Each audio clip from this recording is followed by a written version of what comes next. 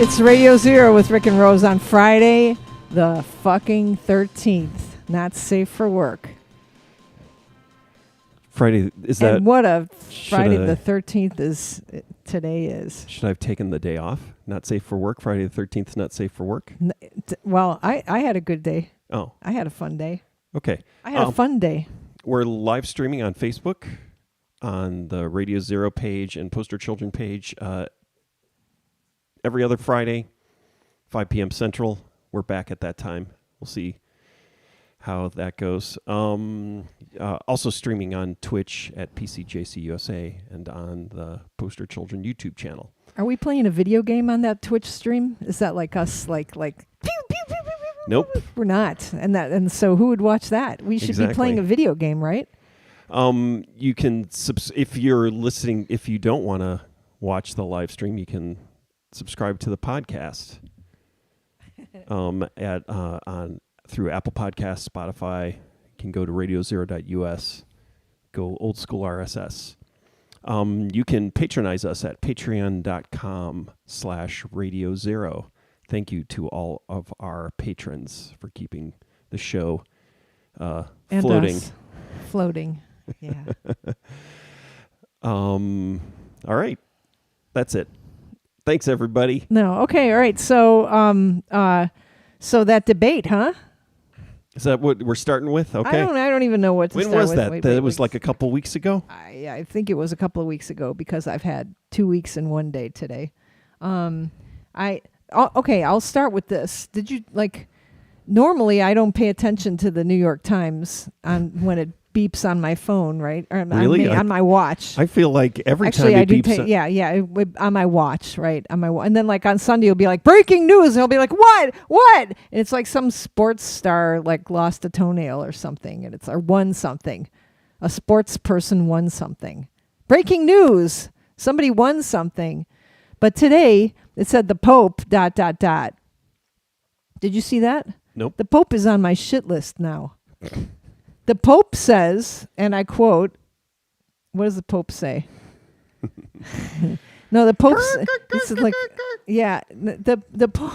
the Pope says that you need to vote for Trump and Pence. No, Vance. Sorry, Trump and Vance. You need to. He says, which is weird for the Pope, right? I thought he was a Democratic Pope. Is it a different Pope now?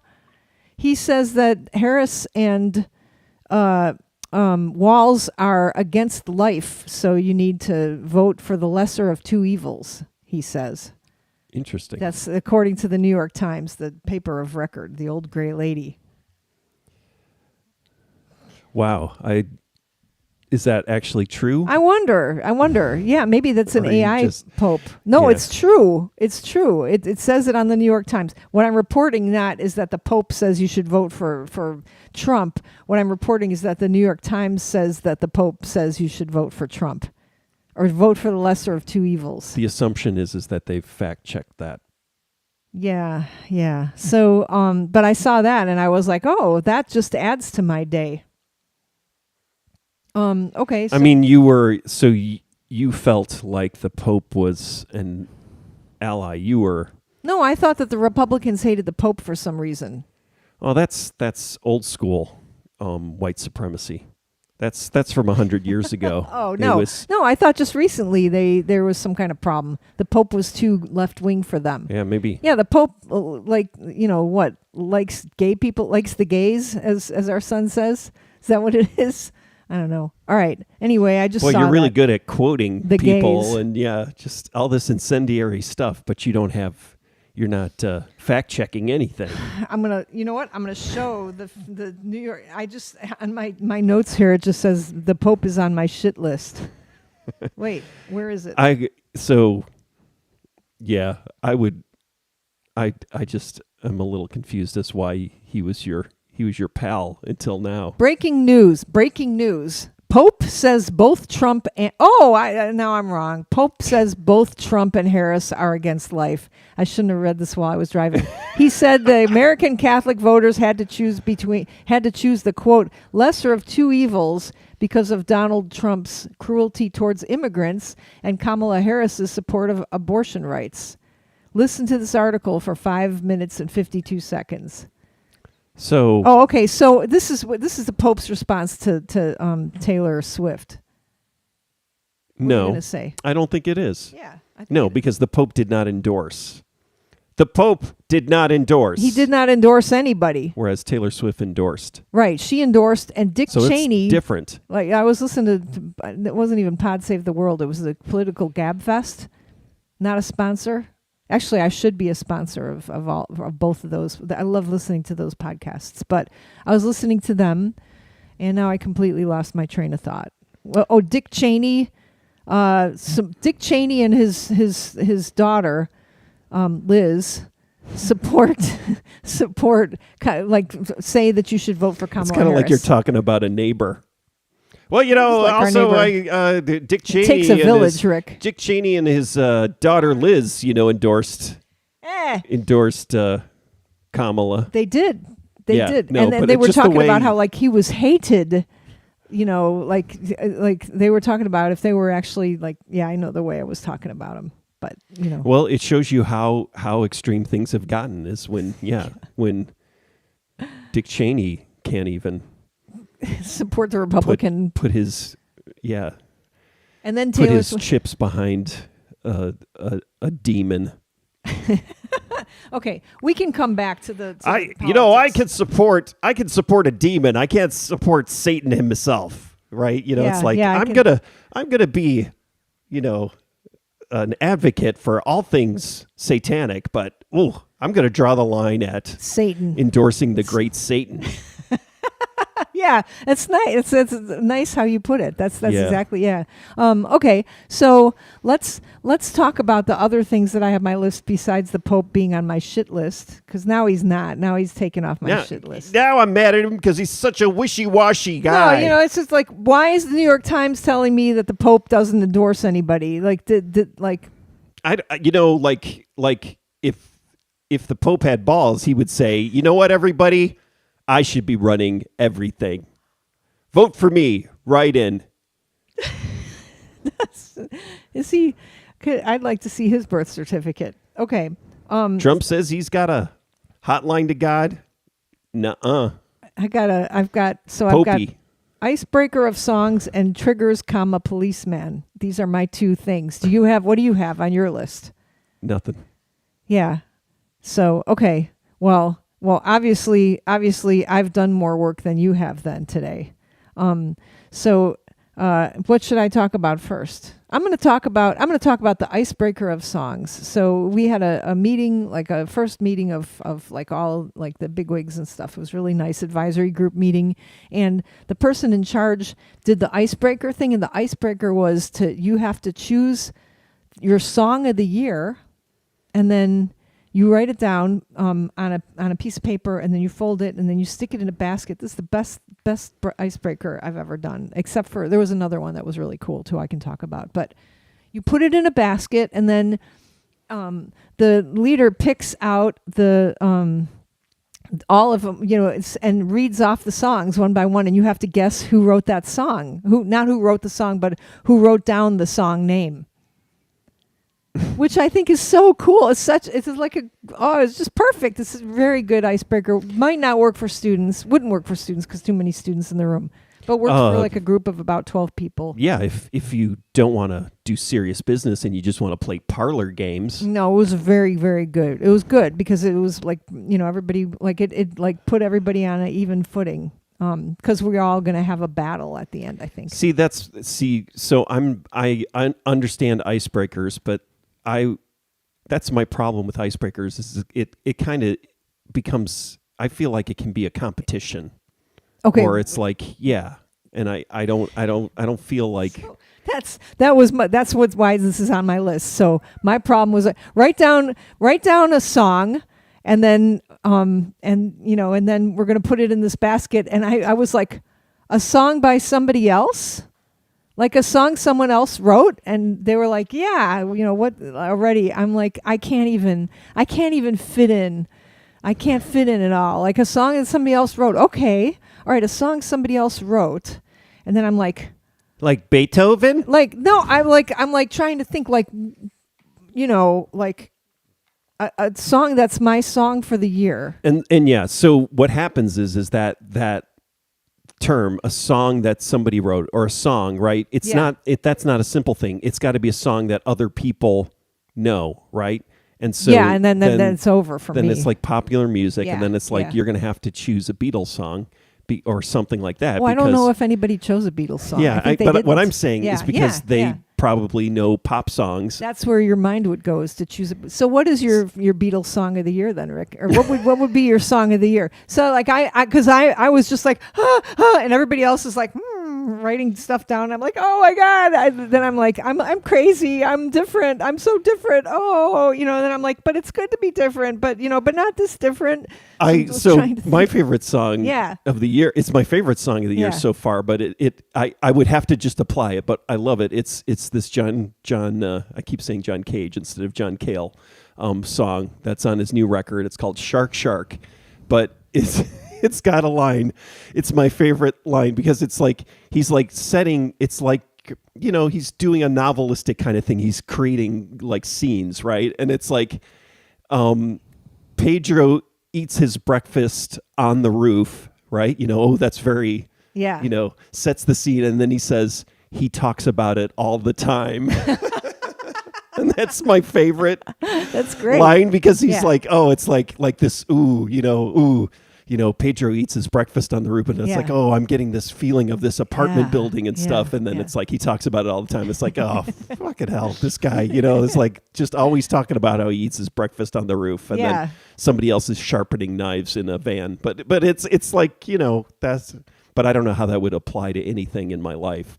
I guess it is. It's just So what I did for my answer was like, because I thought, so the before this, like our leader, our leader wrote, has told us to, like, it gave us this great like kind of initiative, and so I wrote a great tagline for this year, and so I thought that would be a great song title. So I was like, this should be the song title, and then I picked one of the other people in the room would write the lyrics because they're a lyrics writer, they're a great lyrics writer, and I wanted to uplift them. And then I said, and Taylor Swift would sing it, and so that's what I wrote down. Everybody else had written down like songs, and then when we started going around the room, like the leader like picked out like he's going to be called the leader from now on. I love my boss, but I always love all my bosses. Started picking out the songs and like would read the name of a song, and like I'd be like, I don't know what song that is. I don't know. Like, who is that by? I would go, who is that by? And like somebody else would be like, oh, it's by whatever, it's by this person. And because I didn't even know somebody you don't know, I don't know any of the people. But it was really neat because people were sharing their songs and like the lyrics. Well, it has this lyric, somebody picked Let It Go, which is nice. Let it go, let it go. Don't, that. Yeah, somebody else, Shake It Off. Somebody chose that one. Somebody chose a song that I knew. It was a B-52 song. Love Shack. Yeah, Love Shack. That was the only song that I knew, along with the Frozen song. And then when it got to me, it was just, and we all had to decide why we picked this one. And people had different. Some people were talking about like a way to calm themselves down from all the the work stuff that's going to happen. And other people were talking about just the the way that we would have to behave in the future and stuff. So it was really, really, really neat. And then the best part was like some people were like referring to what other people had said, and it was really, so that meant we had begun to have camaraderie and stuff. So that was neat. So when I was trying so hard to think of like a song to, because then I had the great idea of, oh, you need to make a playlist of this, because I would love to sit and listen to all the songs of my people, that would be really neat. And then I'd know the songs. So that would be really good. And I could think, oh, this is that person's song. And you had to guess who, he was, so you'd pick out the thing and you had to guess, who was this? Was this person's? No, that was fun too. So I thought, like, okay, like narrow it down to like a band that I feel comfortable with. So I was like, okay, I feel like whenever I'm really sad, like I would probably listen to The Clash. So I'll just think of a oh, actually, Give 'Em Enough Rope would be that's not a song though, that's a record, right? And then I was thinking, should I stay or should I go was perfect. But that's a bad message. And people were saying, I wouldn't take this literally. I wouldn't take the message. Some of the songs were just, I like this song and don't take the lyrics literally or anything like that. And then I was, like, okay, well, what song do I just love all the time? That's kind of weird. And I was thinking Telstar is a nice song. But that has there's no meaning to lyrics. it. There's no lyrics. And I did, I said this song, I chose this song because it hasn't been written yet. But then I was thinking, Turtles Have Short Legs. I love that song. Then at that point, I was like, what song should I pick to put on a playlist to force everybody to listen to it? Just to like you go into a restaurant and like what's the Beatles song with the number 9 or something? What song is that? The jukebox, yeah. Yeah. Revolution number 9. Yeah. You play that like 5 times and then you leave or something like that. So I was like, Turtles Have Short Legs by Can. I love that song so much. But that, so then I finally decided that I also love the Buzzcocks. So I would pick a Buzzcocks song. So, not Orgasm Addict, and not I Hate Fast Cars. Nope. But your punk rock, why can can't cause I problems. touch it? Yeah, I know. And that was the other thing is just like Waiting Room. Waiting Room's a good record or a good song. I could make people listen to Fugazi because maybe because I'm in the waiting room because I don't know if I'm in an interim position, but that would be about me. So I picked. What did I pick? Everybody's Happy Nowadays because I love that song. It always makes me happy. But it's a very complicated song, right? So I even had to look up the song lyrics. And it's about like it kind of refers to Soma, right? It's a Aldous Huxley, thing, right? Yeah, it's the the happiness is not necessarily it's happiness, the bliss of ignorance. Yeah. And it's got words in it like everybody's happy. I was tired of feeling upset. Always wanted something I never could get. Life's an illusion, love's a dream, but I don't know what it is, right? And then there's like everybody. Oh, there's like everybody's saying things to me, but I know it's okay. Okay, that's the line that I like for this year. Is everybody saying things to me, but I know it's okay. Okay, everybody's happy now. That. And then it's like life's an illusion, love's not a dream. Now I know just what it is or something. Then I looked up the lyrics meaning, and then there's an interview with Pete Shelley at some point talking about, just kind of realizing that life's an illusion or, you can be happy and stuff like that. So I think he had gone from, the Aldous Huxley Brave New World thing to the, more of a Buddhist take on life's an illusion. So maybe that was later and then I was like, man, pity I can't talk to him. And then I looked up the Buzzcocks and then I found out that they're touring. Well, Pete Shelley's been dead for 10 you're right. years, I know. Yeah, right? Steve Diggle's touring around, right? Yeah. Touring. They're going to be in Indianapolis. They're going to be like close to us. Yeah. Yeah, but anyway, I saw that. So I like the Steve Diggle songs, but I Harmony do in feel my head. Yeah. Go on. I interrupted. No, it's fine. I do feel that it's. I want to support Steve Diggle, but I also would miss. What's his name?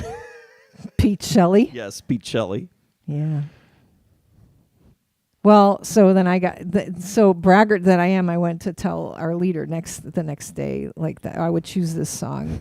And that's like turning in your homework a day late. I don't care. Right? I give up. And they said that they had listened to the Buzzcocks a lot before in their youth, so that was nice. And then also had informed me that the Buzzcocks were touring, and I was like, okay. So it's. So yeah, so that ends. That's cool. I think that that is kind of cool, right? So but that's what I was thinking when I was like, wait, something from our past. So and then I got to say, oh, we went on tour with the Buzzcocks, like because I'm a braggart. But we did go on tour with the Buzzcocks. And then I was That's true. remembering we went bowling with the Buzzcocks in Omaha, Nebraska. And you asked Pete Shelley, why can't I Why can't I touch it? Yeah. Is this in You my asked- book? I don't think it is. It's not? Oh, yeah. Maybe I feel it like is. you've talked about it Yeah. somewhere. What is Why Can't I Touch It about? Is that about your penis? And then he said, no, it's about God. But he got thoughtful for a second. No, he was laughing because those guys, because all their lyrics are so complicated. And by complicated, I mean they can be taken. I do talk about, it's like once every couple of years on Radio Zero, I just cream over how much I love the Buzzcocks lyrics. And so let me quote from you from more Buzzcocks, right? Is it Why Can't I Touch It? Or I Believe, that song, right? I believe in the things that I never had, and I believe in my mom and my dad, and I believe in, that's like when you take those two sentences together, he never had a mom and a dad, I believe in the something of youth, and I believe in the absolute truth. Yeah, it's go if you haven't, go listen to I Believe by the Buzzcocks, because why listen to new music when you can listen to 40? How old is that? Yeah. Yeah. At least 40 years, right? I don't care. Okay, wait. Danny Ingram says, saw the Buzzcocks last week. They were great. See? Yeah, no, I know. I just feel... What? The drummer wasn't even... We had Mike Pence drumming. What's his name? Who's the drummer? Little known fact. Mike Pence We had before... not the Swans. Who the Smiths drummer? Mike Judge? Mike... Keep going. This is fun. Mike something. I'll bet his last name has 5 letters. Joyce. I was right. But 30 years ago, it was Pete Shelley. Thank you, Danny. Go on. Steve Diggle and now I can't remember the bass player he's wasn't the original bass player, but he was on all the records, right? He's not on Spiral Scratch on the early records. And then Mike Joyce was playing drums instead of now I can't remember the original drummer's name. And but he was great. Mike Joyce was from Manchester, so that was cool. I mean, I thought that was legit. Who do they have? I wonder who they have playing drums for them now. Is it the original? It's young guys. Okay. It's all young All right. guys with All right. Steve Diggle. Oh, so it's not. So Danny, you can tell us who played with Steve Diggle if you want. It's young guys. Are you? I wonder if Danny's friends must be actually, I follow. Oh my God, I follow Steve Diggle. You think he'd even remember us? They did call me a punk, a true punk. The Buzzcocks called me a true punk. You got the blessing. I did, and that was I felt validated for once in my life, so that was nice. All right, so we'll move on. Let's see. Jewel is telling me I need to get a vaccine. So that was Icebreaker. I got that too. Yeah, Icebreaker of songs. Now I've got triggers, policeman. Okay, so I attended what is it called? Administrators helping session. It's workshop on rhythm section. Have been with him for 20 years. Okay, 20 years. That's what Danny is saying. I attended a workshop about de-escalating problems, which at my workplace. So that was neat. But it's given, and I may have talked about this before too. It's given by this policeman, this sergeant, who's just another Mike too. I think just amazing. He stands up there and he teaches you how. You need to rise above the situation. He doesn't use those words. He's not a Black Flags person probably, but he is. He's just you're above all this, and you need to let everybody be heard. And he has so much compassion and so much calmness. And what do I want to talk about for this? Oh yeah, I remember attending another session. I think he was there too, but I think he was talking about about knowing your triggers. So this was a previous session about this, knowing what triggers you into a blind rage. Brad Locke says the best Buzzcocks song is "You Say You Don't Love Me." Yeah, you say you don't love me. That's this is music I listened to when I was in high school. back to the triggers and the policeman. Sorry. So like a couple of weeks ago or a month or something ago was when I got the homework that I need to learn what my triggers are. And I was like, and he was like, don't say you don't have any triggers because everybody has triggers. And then he explained what his triggers were. And, and then I was like driving home going, what are my triggers? What are my triggers? And I couldn't think of them. So, and now I just thought of them. Like I just thought of a trigger that I started. It's taken me like a month, but I think I know what my trigger is. All right. We're all waiting. My trigger is, now I've forgotten it. Wait. It's if somebody is saying that somebody else isn't doing the same amount of work. It's like comparing yourself to others, but in a work-related fashion. Like, and I learned this from the first time I learned this was like being on a plane and like I'm sitting next to somebody and I'm like, and I talk about this all the time too, right? Like I'm on a plane and I'm like, I've been on this plane I've been traveling for 6 hours. I was on the plane and then it was delayed and then I had to get on another plane and I've literally been traveling for 6 hours. And like the woman with a baby sitting next to me goes, oh yes, I've been traveling from India. It's been 3 days because, the first part of my trip was a boat with this baby and, and I'd be like, and like I found that anytime you complain to somebody on a plane that your flight has been long, they have just flown in from Germany or something. It's like it looks like a normal person, but they just flew in from somebody else, somewhere else. You think did you just come from Bloomington, Illinois too? No, I've come in from Antarctica. So you can't. So when you start complaining, and then also, being an older person with kids and stuff, sitting in a classroom and hearing your students say that they were up till 2. And yeah. Yeah, I mean, but what is that trick? You just don't. It makes you upset, and you yell at people.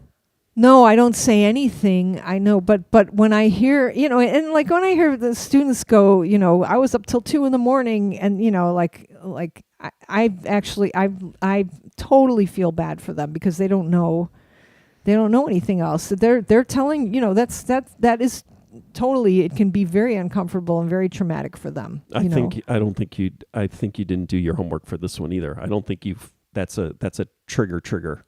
That's no, just okay, no, I'm getting to the trigger. I'm getting to the trigger. Okay, so it's very valid when other people, it's very valid that I've been traveling for 6 hours and the other, and it's been a pain in the ass for me that, even though the person next to me has been traveling for 3 days. Why is that valid? It's valid because because I'm feeling discomfort, so it's totally valid. But maybe you want to look at the whole system instead of just, yourself and anyway, so as somebody who's part of a greater system, when I hear other people saying, that person's not doing the work that I'm doing or something like that, or these people aren't doing the work. We're doing so much more work. I have to teach more students. I have to teach, whatever. I have to do that. And also like, do you remember, I talk about this all the time too, like we had a justice of the peace, right? Marry us.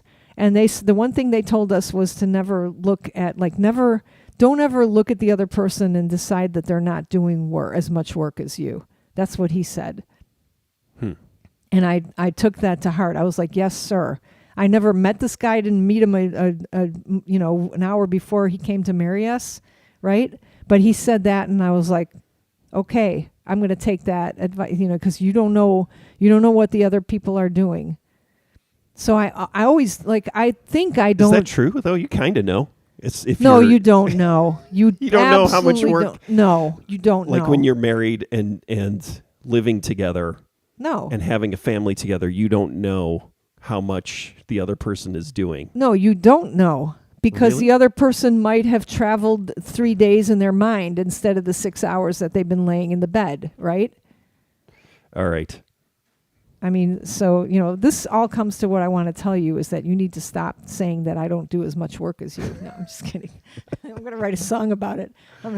No, but I mean, I don't think it's a good thing. I don't think it's a good way to spend your energy is to look at other people, especially when I can see how much work other people are doing. That's all. That's what triggers me. That makes me crazy. Or that like I feel like I need to tell everybody's doing equal amount of work. Well, yeah, I dislike that. I dislike when people say I'm doing more than everybody else. That comes up all the time. It's like, or I don't. It's kind of like I don't see this person and what they're doing, and so therefore they're not doing any work. It's like exactly. It's very, very kind of. It's just sort of. Yeah, when it comes from you don't know what the other people are doing, so you automatically assume they're not doing anything. That triggers me. Like that makes me rage. And it's not so, and it triggers you get upset and you don't, it affects your ability to interact. Yeah, I think so. Yeah. So I've got to and there's I know the other things are like, I know another trigger is that like if I'm teaching class and somebody goes to ask, like I'm teaching a computer programming class and somebody goes to ask a man like for help and like goes around me to ask a man for help, that triggers me. Yeah, I like that better. I like that trigger. That sounds more like a real trigger. Well, I like that one. Well, if somebody says somebody accuses people of not doing work, what did I? Yeah. You like just that validated trigger. it and said, and you responded as if I was saying that was invalidating my other one. Yeah, no. So I need to. So let me explore this a little bit more because it just happened. It happened like I was trying to fix somebody's program, or and then they go around me to the man. And that triggers me, and that man is perfectly capable of it would be like you being triggered that somebody would go ask a woman for something, like in your, you know what I mean. So for me, yeah, like let's say you're teaching HTML, and then somebody goes and to ask a woman for help. who's your you couch it like that. It's like as if it was a gender issue. No. So I think, so for me, it would be triggering. Yeah, it would probably be triggering, but because I'm a man, that doesn't happen, right? People don't go around you and ask somebody else for help. But if they are. Yeah, it would. Yeah. But if it was another man and it was, somebody else who wasn't, who was my inferior. Right. Right. Yes, you're inferior. Yeah, I'd be upset, but it would not be related to gender, but that's just because I'm a man. And so for me, it would be more likely that somebody would bypass me and ask another man. So it does have to do with gender, but it's also, for me, it's gender because totally. Well, and that makes or maybe perfect it's sense because of the dynamics of, as we all know, working while female, teaching while female, existing while female. It's fraught. So that does with cultural conflict. Yeah, and so I feel my neck will tense up, and and then it'll be like, okay, I have to drop whatever I'm doing and prove that I'm smarter than that man, in computer programming. So, which is terrible. So I definitely need. So, but the physical feeling, like the physical reaction that I get when I'm triggered, now that I'm aware of it, it's like, now I can't wait to figure out what else is makes that happen to me. So I'll have lots of opportunities in the meetings in the next couple of weeks, I think, to figure it out. But it's fun. Like I'm like, ooh, this is kind of cool. Like I get triggered and completely thrown off my ass, and I turn into a howling maniac, like deranged, like somebody who needs to protect themselves. And I shouldn't, like my monkey brain, is that what they say, it takes over? Like I don't want that to happen. So what about you? What triggers you? Oh, I know one of them because it happened recently. It's just when somebody implies or says that I'm not working, right? Or that I am sort of slacking or avoiding work or disengaged or yeah. And that I really do not like that. Yeah. So isn't that funny? That's why you. Well, so the first thing I talked about was somebody doing that, somebody implying that somebody's not working. Yeah, but it was so for me.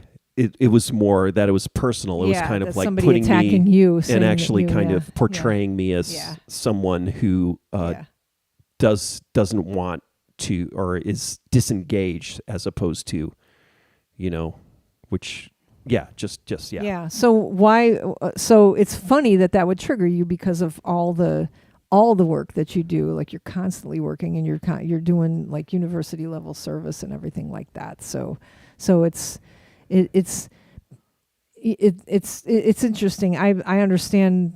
I believe that it triggers you, and I'm sad that it triggers you. And there was something. I think it has every right to trigger me. Oh yeah, because sure, it's a rude, sort of thing to say. Yeah.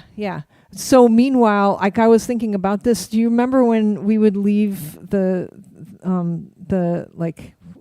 I don't know how to put this, but I feel like sometimes we leave your house, like your family's house, to go out somewhere, and your mom would be like, "Do you have money?" And I always was entertained by that exchange, that she would even ask you that. Yeah, and I don't know, but that hasn't happened in 20 years. Yeah, but it happened 20 years ago. That's like but that's 60. That didn't trigger you, right? Oh, I remember it bothering me. Yeah. But it hasn't happened in forever. Right. But so that said, like we were at another meeting and somebody like was like, are you sure you understand your budget? And I was like, yeah. And then I was like, that went right through me. Like, it was like, yeah, I do. And I was like, wow, that's pretty cool that I understand my budget. But I thought, wow, that didn't trigger me at all. I thought that was, funny and cute that I was asked that. And that reminded me of your mom asking you if you had money.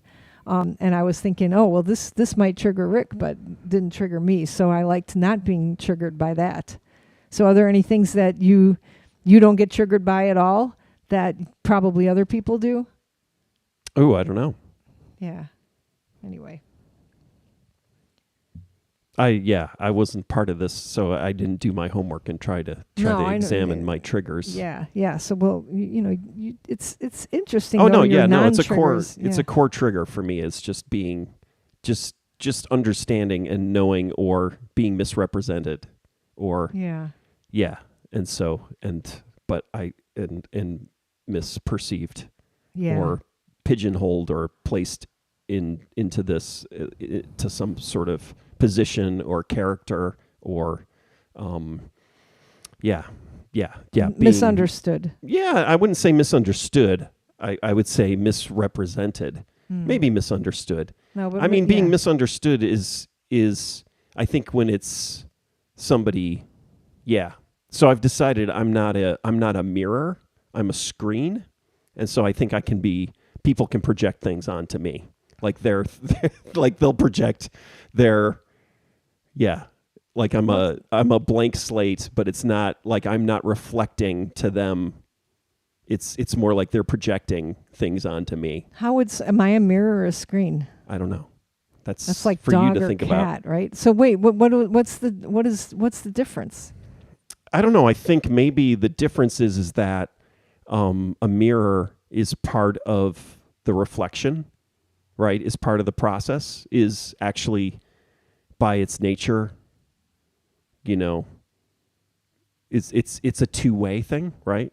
Mm-hmm. A reflection, Okay, so somebody reflects back. Like if you're a mirror, you're reflecting back to people. You're the active. It's an active part, right?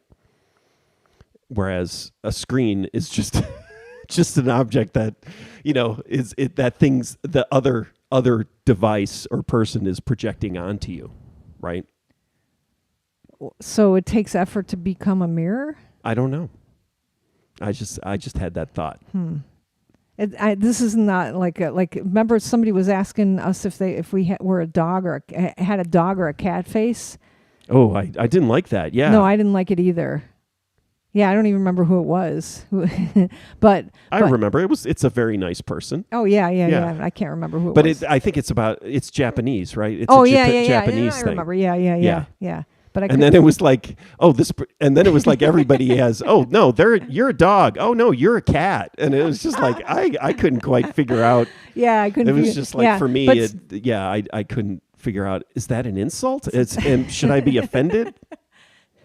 So well that why I'm asking, that's like that's a thing. So did you just make up the mirror and screen thing, or is that like a thing? It might be a thing. I don't know. Okay. Well, it's a thing now. So we have a Brad Locke here says, I'm sorry, Brad, my reading glasses are terrible. Dedications. I have no podcast platform. Love to my friend Beth in Champaign. So Beth in Champaign, you're loved by Brad Locke. Okay, so That's yeah. a circuitous method to do a shout out, because it's right. a lot of responsibility. It's like, or yeah. Well, he also is said, Beth listening? well, the other thing is that he, like right before that, he said the best Buzzcocks song is "You Say You Don't Love Me." So maybe it's maybe it's part like Buzzcocks lyrics, like it's, and then my dedication to Beth. Love to my friend, like maybe. I'm not going to go any further than that. So, okay, am I done with my policeman and triggers thing? Yeah, I think I am. So this is about, and this is not about, so why would you go through this process? Is it to understand that you can, like, how to not have conflict in the classroom? No, this is like when you're sitting in a faculty meeting and somebody says, Hey shithead, is there a man that I can speak to instead of the lady director? And then you go, what the fuck? Oh, wait, that's my trigger. So the question is, That's not what happened. Yeah, no. Yeah. But in a so the thing is so we're talking not about like direct So I said, hey shithead, right? Yeah. So that those extreme situations never happen, and so the question, it's more about triggers, and then it's kind of like, oh, if somebody says something and they may not even be intending to push your buttons or to trigger you, right? That you can't, your reaction, you need to be aware of your reaction and not react emotionally. Exactly. So in an extreme situation, if somebody said, why is there a man that can, answer this question? That would be an extreme situation, right? We don't have those types of situations. It's more like, oh, is this person, asking this other person, or they might ask a man instead of you about something. Well, and then you're like, why? And that why triggers didn't you ask me? Yeah, but Yeah. it might just be that they, Yeah, actually, that has happened. Now, I just that happens all the time. Actually, that would happen in music business class. Like I'd be teaching music, I'd have a guest, and then people would be like, can you tell us? We don't know. Actually, this triggers my capoeira instructor too. Now that I think about it, can you tell us? We don't know. And can you tell us? Here's a question about poster children that nobody can tell us the answer to. And I'd be like, I'm in poster children. I fucking live on Route 66, Gavin, right? So I like this does. So that happen. was a situation, right? We probably talked Yeah. about that a year ago, right? We were on Route 66, but somewhere in what?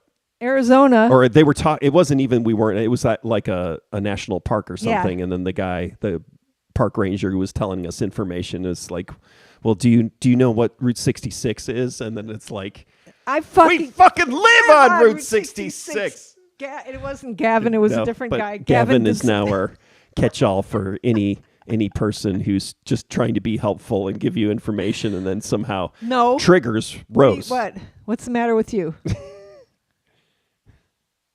Are you okay?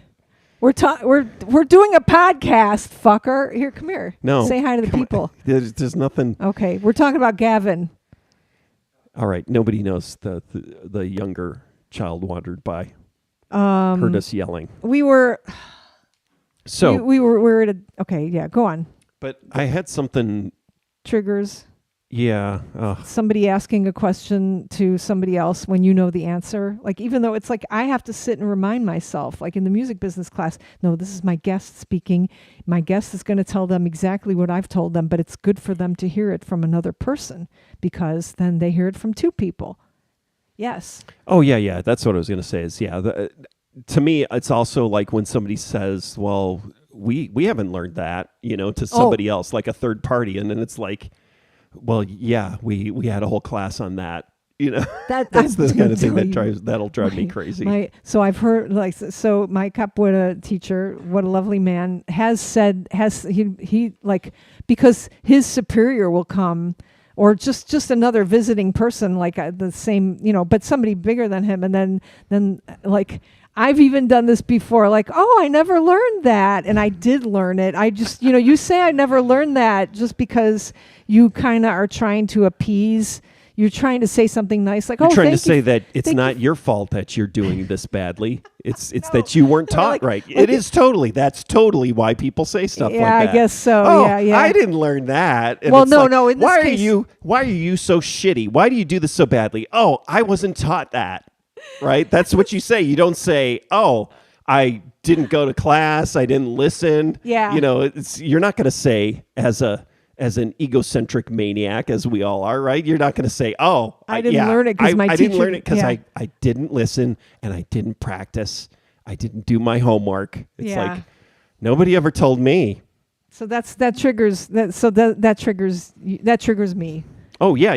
It would be a situation, but it all goes back into the, it's like, and that's the difficulty, with teaching, right? Is that your students, you would say and you're evaluated on what your students learn, right?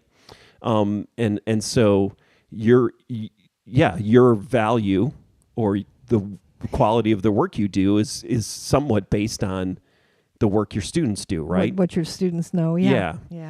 And the worst is when you have somebody who's like, let's just say maybe like a former student who then comes back and says, why aren't you teaching this and doing that and everything like that? And it's like, oh well, and it's like, kind of saying you're not teaching what you should be teaching. You should be teaching more, or it should be harder and everything like that. And you remember the student had, at the when they were in the class, student. Was not the best, or well, didn't know anything. And they know everything now, right? They know everything now, but it was like, it's just kind of the humility, right? And the humbling nature of teaching. And so it's finding that balance, right? Where it's like you want to make sure that your students are learning and you're doing a good job teaching, right? But you also can't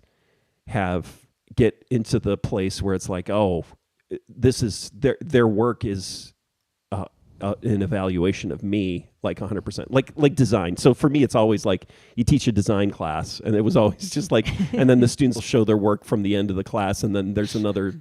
Yeah, like let's say the director of your program was a designer and taught design, and then they just see these Frankenstein monster final projects that the students show, and it's like you just feel like, but it's like, but you know that you can lead a horse to water, right? Yeah, and also I mean I remember being completely inept. Yeah, at things too. Not that I'm not saying our students are inept, but I'm saying it's a process. Yeah. But it's also there's a middle ground here where it's how well your students are doing is a reflection on your teaching, but it's not 100%, right? Yeah.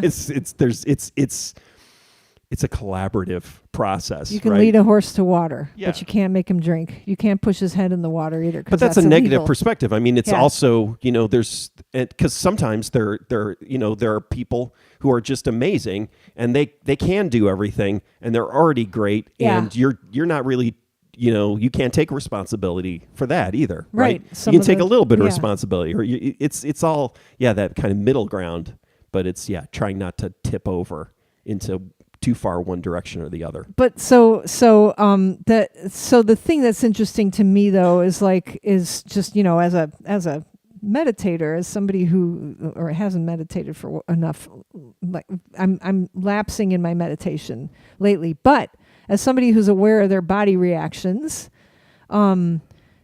just to realize that when you get triggered, or when I get triggered, like all of a sudden the things that I was planning on doing kind of fade away, and I have got to write this like I'm on this track now, and I'm in this crevice, and I gotta see it through. I gotta make this person understand that, I'm smart also, or I've got to make this person understand. What was my other trigger? I've got to make this person understand that they're wrong in thinking that, in what they're thinking and stuff like that. And so it would be better to just be like, ha ha ha, here's where you're wrong, and then move on and continue on. So it would be much better to not have this knee-jerk reaction. And this is what the nice policeman was saying to us.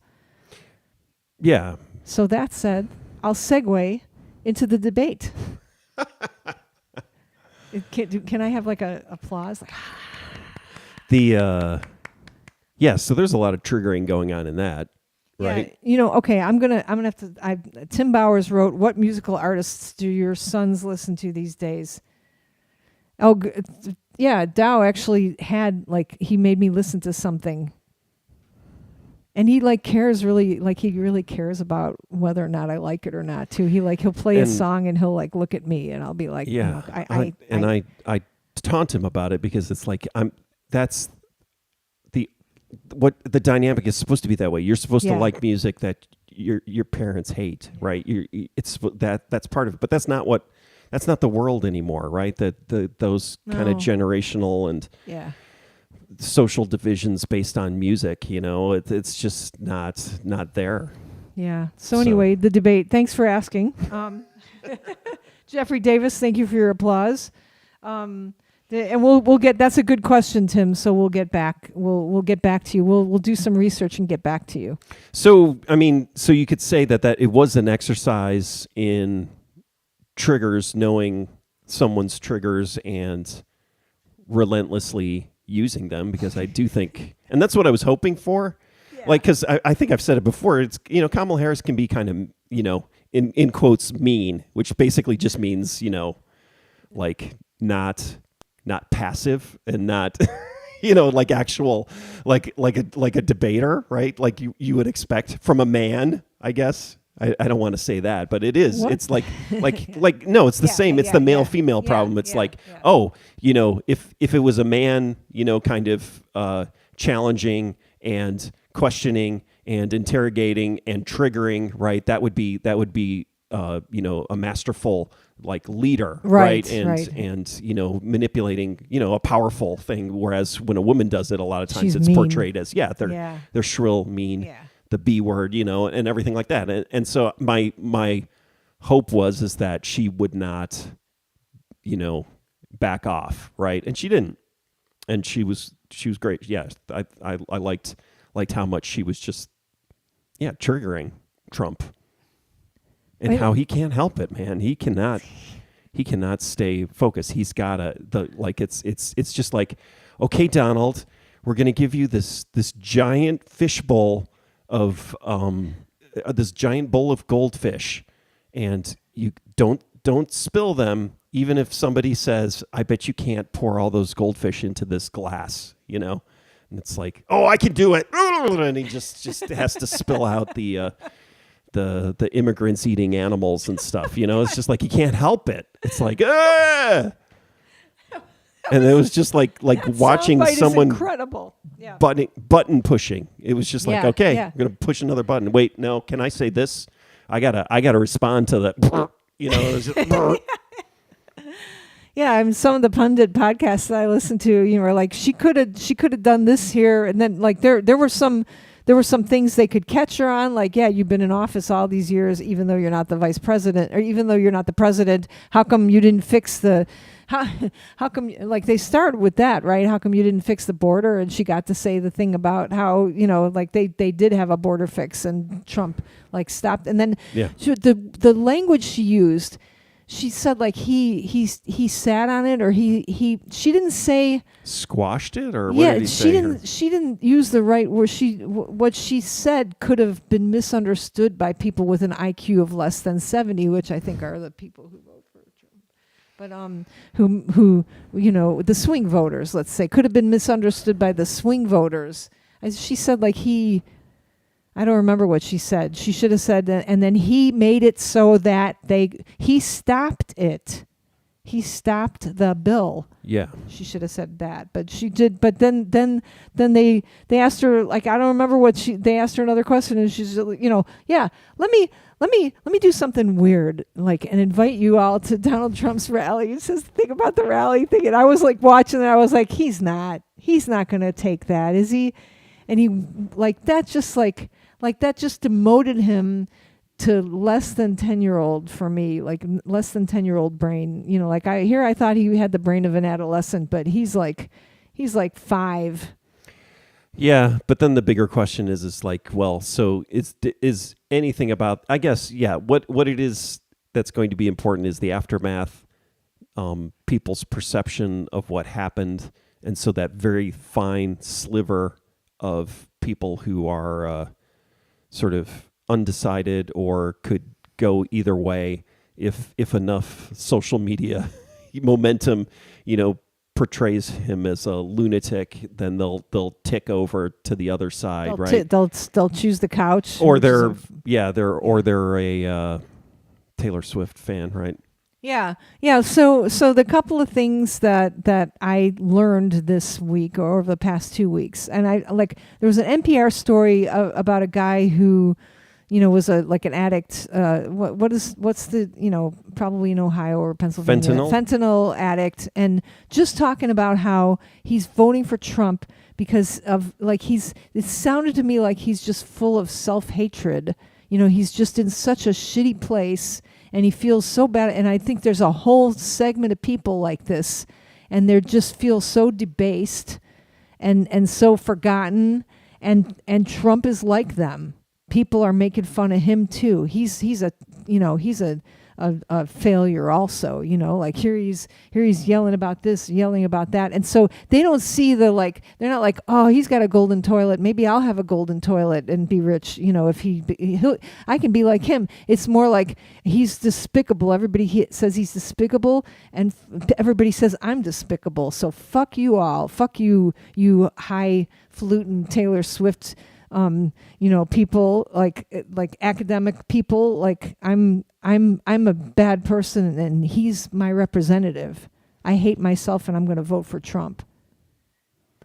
Yeah, I mean, I guess, yeah. I mean, could you see that?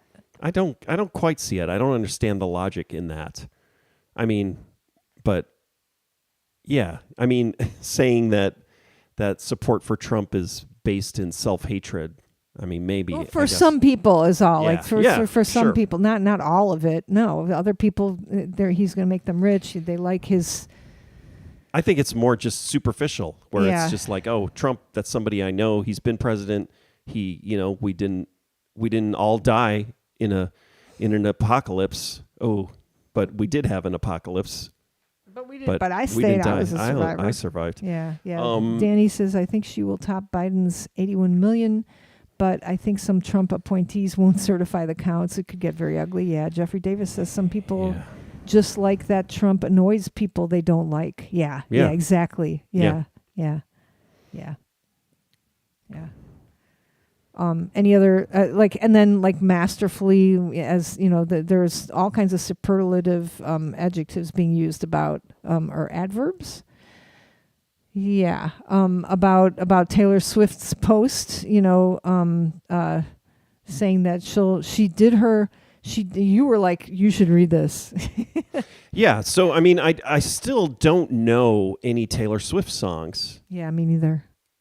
I know there's that one song. I got to find out what the one song is because it was so weird. And then it was like, that was Taylor Swift or something. I think it was on what's the NPR, it's not even world music. Is it world music? It was like on that show. And I was like, what the hell is this song? It was something about like a stepmom or something at a funeral. It was totally out there, and I was like, what the hell is this? And then it was like Taylor Swift, but I could be completely wrong about that. But I need to find that song because it was like that was the only one I heard. But yeah, that message. So she tied in the AI stuff. So super important. She talked about how that campaign had used an AI generated version of her, and shared that AI image. Trump had shared that AI generated image, that she was endorsing him or something, right? I can't remember the details of it, but she talked about that, right? So she's sort of, advocating for that, the artist's sort of role in this AI world. And so I like that. And then I liked, and she's also legitimized re-recording your records to get out of the recording contract, or not get out of it, but just like, it's like, this guy owns all my music and half of my publishing and my master tapes, and he's going to get all the money in perpetuity, for the masters. I'm going to just re-record all these records. And, and that's the history of that. It's gone on since almost the beginning of recorded music, right? People re-recording their songs but now it's legitimized. So yeah, I have a lot of appreciation for some of her choices. And the fact that she just all out did an endorsement, it was just kind of like, well, she said, I've done my homework. Like, yeah, that's what she said. She said, because of this AI thing, I wasn't going to say anything, but because of this AI thing, it seems now that I'm going to have to make my position clear. Right. Just, I wasn't going to do it, but now there's this non-clarity, so I need to make it clear. And then I've done my homework, and you should do your homework. Here's a link to register to vote. And so I just watched this movie Amsterdam, which came out a couple years ago. David O. Russell film that did not do well and got really bad reviews, and I'd never watched it. I watched it. and Taylor Swift is in that movie. So it was one of the two movies she acted in. I think she's only acted in a couple things, right? The Cats thing movie and then this movie. But this movie's been out for like 2 years, but it was very shocking. She gets rolled over by a car in this movie. Jeez. Yeah, it's really, really upsetting. So I'm more familiar with Taylor Swift's acting now than I think her music. Just seeing, and we're gonna have to. She's in like the first 10 minutes of this film, and then gets completely destroyed.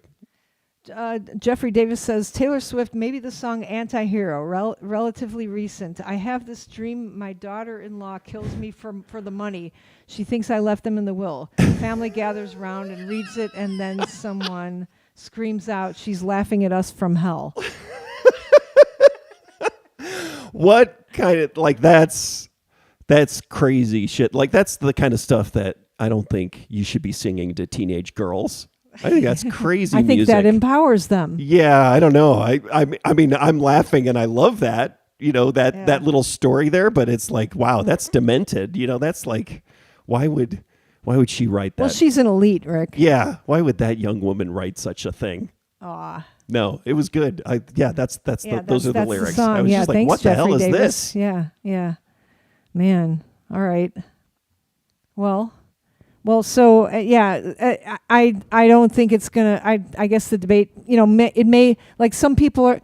They keep. I think somebody posted on my Facebook that, like, they just don't want to hear from the undecided voters anymore. I don't either. I mean, I can't.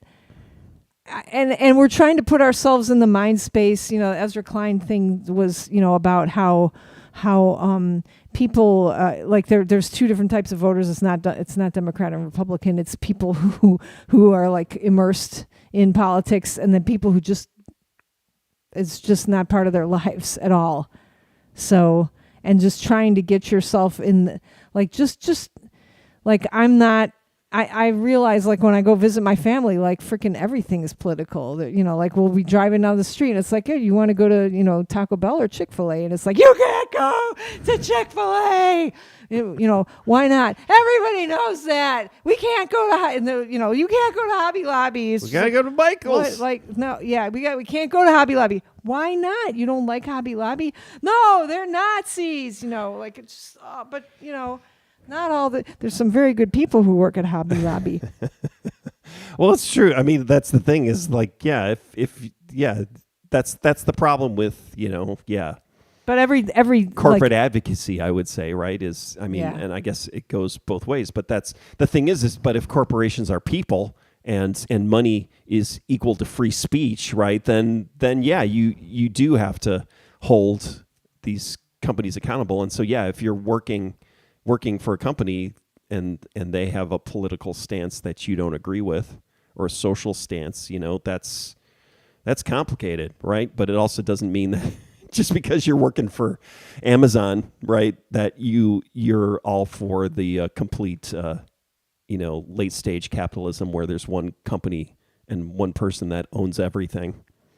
So what we want to tell you guys is that, like, I think that I think our school even is going to have a pre-election like or like student hangout or like conversation or something like, and then they're going to have a post-election one. And I was like, I want to raise my hand to go, when's the post-election one going to be? Because it ain't going to be this year. Like there's I'm thinking January. It's going to roll into January 6th. January 6th again, right? It's the same. Yeah. Is it again January 6th, 2025? Is that a Tuesday? Or is it just always January 6th when they do is it based on a date or a day? It doesn't matter. It'll be commemorative this time, right? So Kamala Harris, you think will win the popular vote for sure, right? And then I don't know for sure. Maybe not. Maybe. Yeah. Okay. All right. But the God, yeah, they had. I was half listening to something else on the radio too about just about the hanging Chad. The last time that the Gore, the Al Gore, was it George? Which Bush? Al Gore. George W. W. Bush, our friend.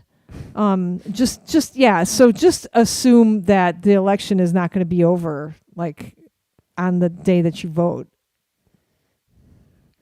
It's not. Unless Trump wins. Maybe you never know, but yeah, no. Yeah, that's true. But it's like 50 and 50. It's like everywhere. It's like 50-50. Like yeah. No, it's going to be a squeaker. Oh my God. And I was saying, like, that means that, like, if I'm walking down the street here, every other person that I see is like a Trump voter. And then I was like, oh no, wait, I'm in Illinois, so that's not true. But then in Florida, that's true. Like, right, everybody's I'm voting for Trump, Well, Florida, yeah. So I think, Florida. Well, there was that map, right? There's a map of red states and blue states, and it's not. And when you take out where people live, it's like. Oh yeah. If you you see it like based around population as opposed to just coloring each state. Yeah, or the purple map, right? There's the purple map, but the one where you just show the population clumps. Can you describe that? Because I can't remember. You've showed it to me before. And it's like Illinois, right? So if you could make Illinois all blue, right? But the reality is that they're little, there's the Chicago area, which has millions of people, and so that's blue. And then if you start, everywhere else, there'd be dots, right? Red dots for the rest of the population of the state of Illinois, because right? very sparsely populated areas. Or you got Wyoming where there's there's not even 1 million people in Wyoming, right? And so you paint Wyoming red, but the reality is Wyoming's just a little tiny circle of population. Like if you kind of dot the map with population, right? As opposed to based on population as opposed to land, right? Which in theory, right? As a democracy, it's not supposed to be a land-based democracy, although it is, right? Because we do have the Senate, right? And we have the Electoral College. So I guess, yes. So unfortunately, there are still some land-based parameters, and that's what we're going to deal with. Yep. So, all right. You got anything else? Nope. We should close it up. Yeah. All right. Put a fork in it. Put a fork in it. All right. Thanks for listening, everybody. Have a good couple of weeks.